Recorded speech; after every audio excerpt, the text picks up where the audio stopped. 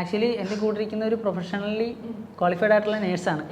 അപ്പോൾ നേഴ്സിൻ്റെ കൺസൾട്ടേഷൻ കൂടെ മേടിച്ചിട്ട് മാത്രമാണ് നമ്മൾ ഒരു കാര്യത്തെക്കുറിച്ച് പഠിച്ചിട്ട് പ്രോപ്പറായിട്ട് മറ്റുള്ളവരിലേക്ക് അത് ഷെയർ ചെയ്യുന്നത്. ഇപ്പോൾ ബീച്ച് സൈഡുകളിൽ നിന്ന് നമ്മൾ മെഡിക്കൽ വേസ്റ്റ് കാണുമ്പോൾ എൻ്റെ കാലിൽ കുത്തിയില്ലെങ്കിൽ എൻ്റെ കാര്യം നോക്കി പോകാൻ എനിക്ക് പറ്റും. പക്ഷേ എൻ്റെ ഉള്ളിൽ നിന്നുള്ള എൻ്റെ എത്തിക്സ് എന്നെ അതിന് സമ്മതിക്കില്ല. അതുകൊണ്ട് തന്നെ മറ്റൊരാൾക്ക് അത് ബുദ്ധിമുട്ട് വരാൻ പാടില്ല. തിരിച്ച് കടലിൽ പോയിട്ടായാലും കടലിൽ ജോലി ചെയ്യുന്ന ആൾക്കാർക്കോ അല്ലെങ്കിൽ കടലിലെ ജീവജാലങ്ങൾക്കോ ആർക്കും ഇതുകൊണ്ടൊരു ബുദ്ധിമുട്ട് വരരുത്. അപ്പം നമ്മൾ കൊണ്ട് ഡംപ് ചെയ്യുന്ന സാധനങ്ങളല്ല, നമുക്ക് യാതൊരു ഉത്തരവാദിത്വം അതിനകത്തില്ല.